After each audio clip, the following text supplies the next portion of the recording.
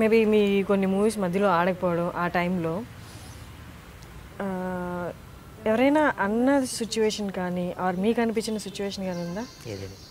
ఎలాగో మనకంటే ఒకటి ఉంది కదా ఇండస్ట్రీలో, ఒక సపోర్ట్ ఉంది కదా, ఆ సపోర్ట్ దగ్గరికి వెళ్దాము అని అన్నయ్య దగ్గరికైనా అంటారు ఎప్పుడు కూడా, అన్నయ్యతో సినిమా చేయాలి బ్రదర్, నీకు పడిపోద్ది అన్నయ్యతో బ్రదర్ అంటే అవ్వదు అంటాను నేను.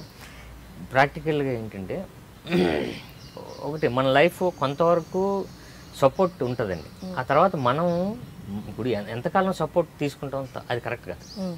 సో అన్నయ్య బేసిక్గా అన్నయ్య గురించి ఏంటంటే అందరికీ బ్రదర్స్ ఉండొచ్చు, అన్నదమ్ములు ఉంటారు, అన్నయ్యలు ఉంటారు, బట్ అన్నయ్యలు ఎంతవరకు చేస్తారు అన్న విషయం మనకి సొసైటీలో చాలామందికి నేను చూశాను. అంటే ఎంత చూశానంటే ఇప్పుడు తమ్ముడు 1,00,000 రూపాయలు కావాలంటే నోట్ రాయించుకున్నాడు అన్నయ్య 1 lakhకి, అలాంటి అన్నయ్యలు నేను చూశాను. బట్ ఈయనేంటంటే నా మీద 3 సినిమాలు ఇన్వెస్ట్ చేశారు, అంటే మీరు లెక్కేసుకోవచ్చు 3 సినిమాలు అంటే. సో వీడికి ఎలా అయినా సక్సెస్ అవ్వాలి. 143, హలో ప్రేమిస్తారా, తర్వాత బంపర్ ఆఫర్తో సక్సెస్ వచ్చింది. సో ఆ తర్వాత నుంచి నా జర్నీ నేను చేయాలి, ఇంకా మళ్ళీ డిపెండ్ అయిపోయి మళ్ళీ అన్నయ్య దగ్గరికి వెళ్ళి అది కరెక్ట్ కాదు. సో ఒక బ్రదర్గా ఆయన బ్రదర్ కన్నా తండ్రిలాగే ఆయన ఎక్కువ ఇన్వెస్ట్ చేశాడు నా మీద. ఎవరు ఇన్వెస్ట్ చేస్తారు? ఇంపాసిబుల్, జరగదు. చాలామంది ఫాదర్స్ ఇప్పుడు కొడుకుల మీద ఖర్చు పెట్టట్లే, అలాంటిది నాకు క్రోర్స్ ఆఫ్ మనీ నా మీద పెట్టాడు. సో ఒక కొన్ని ఇయర్స్ తర్వాత బంపర్ ఆఫర్ వచ్చింది. ఆ తర్వాత నేను జర్నీ చేయాలి, ఇంకా ప్రతిదానికి ఆయన దగ్గరికి వెళ్తే కరెక్ట్ కాదు, ఫస్ట్ పాయింట్. రెండో ఏమైందంటే ఫైనాన్షియల్గా అన్నయ్యకి ప్రాబ్లం వచ్చింది. సో ఆయన ఇప్పటి వరకు సంపాదించిందంతా లేకుండా ప్లస్ ఇంకా కొంత అప్పు ఉండి, సో ఫైనాన్షియల్గా ఒక 6 years బ్యాక్ ప్రాబ్లం వచ్చింది. సో ఆయనే మళ్ళా ఇనీషియల్గా మళ్ళీ స్టార్ట్ చేశారు. సో ఇప్పుడు పరిస్థితులు రెండు, ఒకటి నేను నా జర్నీ చేయాలి, ఆయన ఇవ్వాల్సింది ఇచ్చేసాడు ఫస్ట్ పాయింట్. 2 ఆయన కూడా అక్కడ ఫైనాన్షియల్గా లేదు. సో అలాంటప్పుడు చాలామంది చెప్తుంటారు అన్నయ్య దగ్గరికి వెళ్ళి అన్నయ్య దగ్గరికి వెళ్ళి. నాకు తెలుసు ఎప్పుడు వెళ్ళాలో ఏం చేయాలో, అంతే కదండి. సో ప్రాక్టికల్గా వాళ్ళకేం తెలుసు తెలియదు ప్రాక్టికల్గా. ఇంకోటి ఫర్ సపోజ్ అన్నయ్యే ఓకే నీతో సినిమా చేస్తాను రా అని ఆయన అన్నప్పుడు ఆ ప్రాజెక్టు ఇప్పుడున్న పరిస్థితుల్లో లాస్ట్ ప్రాజెక్ట్ అవుతుంది, ఎందుకంటే బిజినెస్ కాదు.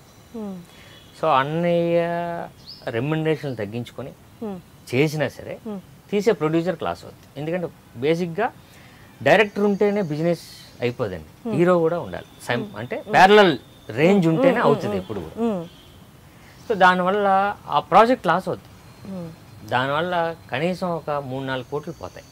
సో ఎందుకు? అదే డబ్బులు నా బడ్జెట్తో అయిపోద్ది, అప్పుడు ఎవరికి నష్టం ఉండదు.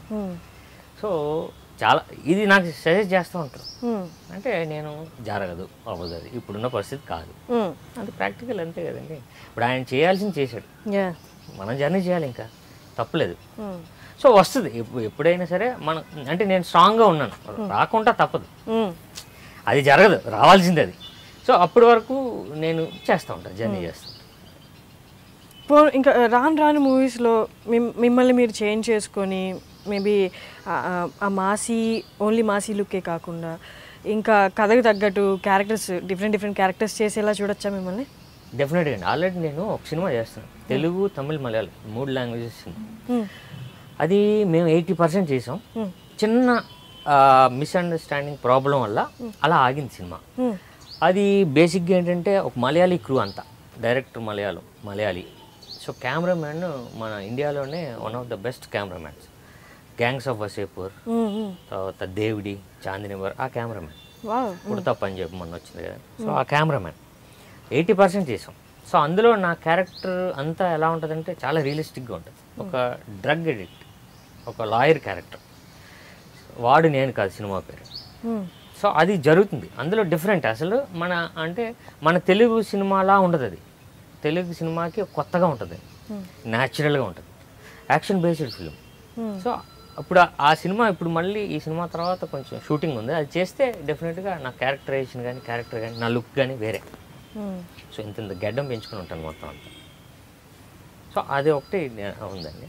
తర్వాత నేను డిఫరెంట్గానే ఏదో ఒకటి పట్టుకుంటాను, ఏదో క్యారెక్టరైజేషను లేకపోతే ఒక గెటప్ ఏదో ఒకటి చేంజ్ చేస్తూ ఉంటాను. బట్ దీనికి అందరికీ కావాలంటే ఒకటి పడాలి. ఒకటి పడాలి. కొంత దూరం వరకు సపోర్ట్ అయినా ఆ తర్వాత మనది మన ప్రయత్నం అది సక్సెస్ అయినా అవ్వకపోయినా మనం ప్రయత్నిస్తూ ఉండాలి అనేది అది నా కాన్సెప్ట్ అండి. మనం పని చేయాలి, రిజల్ట్ మనకు అనవసరం, మనం పని చేయాలి. ఎప్పుడప్పుడు వస్తుంది రిజల్ట్, రాక తప్పదు.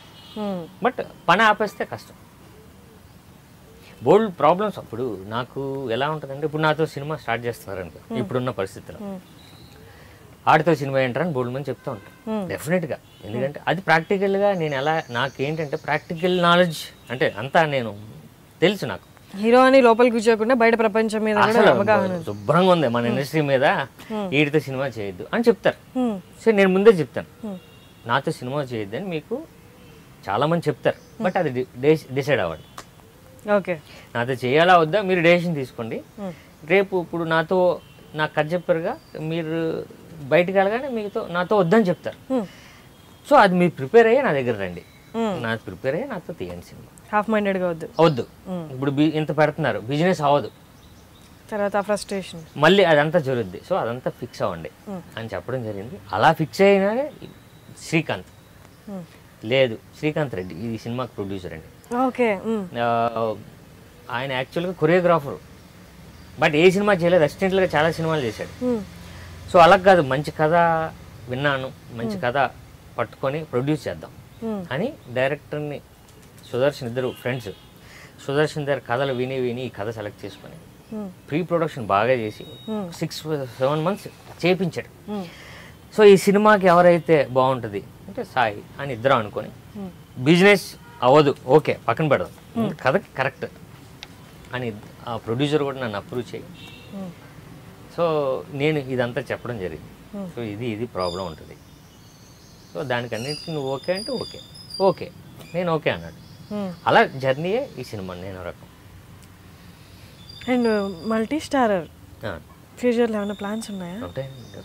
నేను డేంజర్ అదే చేశాను. డేంజర్లో నేను నరేష్ గారు చేశాను. లేదండి, అది చాలా మంచిది. అదే ఆ క్యారెక్టర్ ఆసమ్ ఉంటుంది, రియలిస్టిక్గా ఉన్న పాజిటివ్ క్యారెక్టర్. చాలా ఆ క్యారెక్టర్ చాలా బాగుంటుంది. ఆడి మధ్యలో డబ్బులు వచ్చిన కుర్రాడు అంటే అలా ఉంటాడు. ఆయన కృష్ణవంశీ గారు నాకు ఫస్ట్ కథ చెప్పినప్పుడు, నీ క్యారెక్టర్ కార్తికేయ నాయుడు, ఈడు నాయుడు తీయుడు,